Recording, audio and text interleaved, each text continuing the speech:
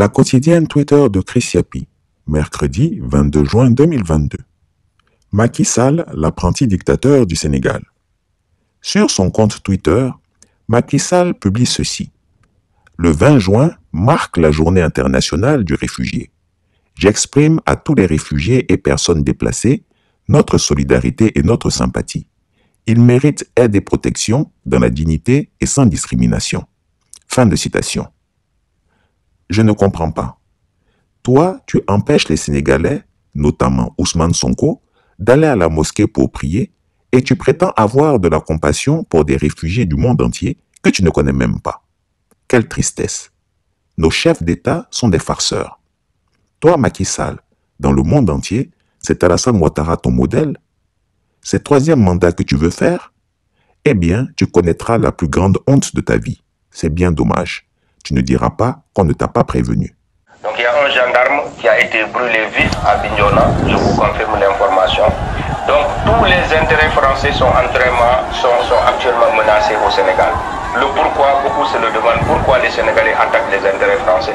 Parce que les Sénégalais disent que c'est Macron qui est derrière Macky Sall. La raison pour laquelle tous les Français et tous les intérêts français sont en train d'être menacés au Sénégal. Tous les Auchan sont en train de brûler au Sénégal. Tous les Auchan ont été attaqués, saccagés et sont en train de brûler au Sénégal. Toutes les stations Total sont en train de brûler au Sénégal. Et tous les intérêts, toutes les banques françaises sont en train de brûler au Sénégal au moment où je vous parle. Parce que le peuple dit que la France-Afrique ne continuera plus au Sénégal, que le Sénégal deviendra un pays libre, un pays souverain. Donc que si on n'est toujours pas libre, c'est parce que on nous a choisi, à partir de la France, des dirigeants qui viennent imposer la dictature au peuple sénégalais, comme le fait Macky Sall. Parce que vous savez que ce n'est pas la première fois que Macky Sall essaie de torturer des opposants. Le pourquoi la tentative avec Ousmane Sonko ne passe pas, c'est parce que ce peuple en a marre. Ce peuple en a marre de Macky Sall. Pendant qu'il affame ce peuple-là, il nous fait vivre une dictature qui est insupportable pour le peuple. Il n'y a plus rien à manger dans ce pays-là, il n'y a plus d'argent dans le pays, il n'y a plus de ressources sur lesquels on peut espérer pouvoir se développer dans ce pays-là. Donc ce peuple est dehors, toute la jeunesse est dehors, il n'y a plus d'école. Toutes les écoles sont actuellement fermées. Donc le procureur de Ziguinchor, le domicile du procureur de Ziguinchor a été incendié. Aujourd'hui, la maison du jeune frère de Macky Sall a été attaquée à Guédiawaye. Au moment où je vous parle, le palais de justice de Guédiawaye a été saccagé. Donc il y a beaucoup de lieux qui sont en train d'être brûlés au moment où je vous parle au Sénégal. Donc le Sénégal est en feu et le peuple est sorti. Et pendant 48 heures maintenant, hier à aujourd'hui, il n'y a pas eu de répit. De jour comme de nuit, le peuple manifeste et le peuple se relaie. Ceux qui manifestent pour le matin se font remplacer par ceux qui manifestent pour la nuit.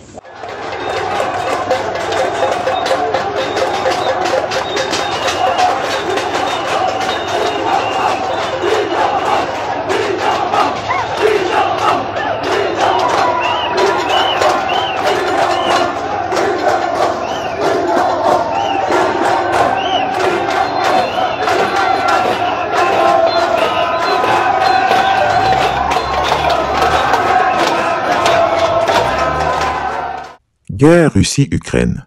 Fiasco de la vidéoconférence avec les chefs d'État africains. Zelensky se retrouve avec 2 tondus et 2 pelés africains.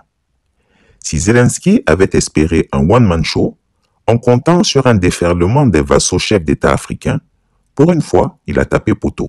Sur les 54 chefs d'État sollicités, seuls 4 désœuvrés dictateurs ont répondu présents, dont bien évidemment le plus grand tyran africain, Alassane Ouattara, qui était tiré à 4 épingles alors que Zelensky s'est présenté à la conférence débraillé et mal rasé.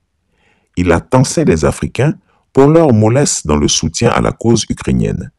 Ce qu'il n'a peut-être pas observé, c'est qu'il était en face de vieillards vomis par leur propre peuple.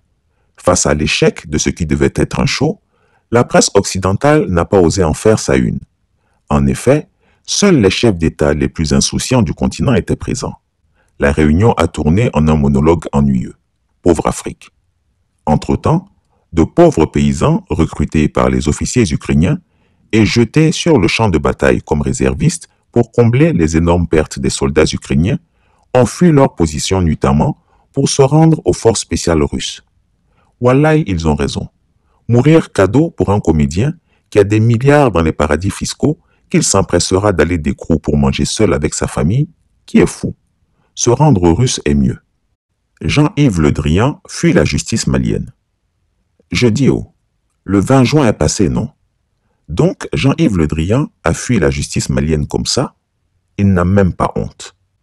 Après le fiasco d'Emmanuel Macron aux législatives, un caricaturiste écrit ceci. Macron n'a pas la majorité. Et Brigitte de répondre, ça nous rappellera notre rencontre.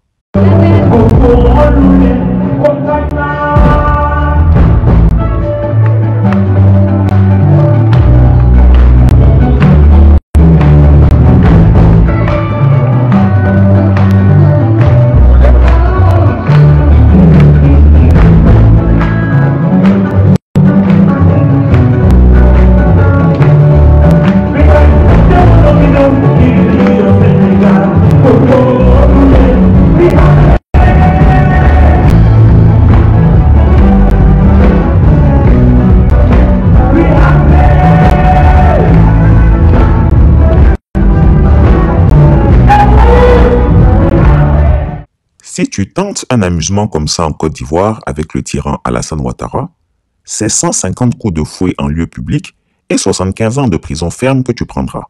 Tu es ma Fantagbe, je suis ton ado, hein. Tu es ma Simone, je suis ton Gbagbo, hein. Si l'amour est une nourriture, bébé tu es mon paouin. Mon sauteur est venu, mon paco fou.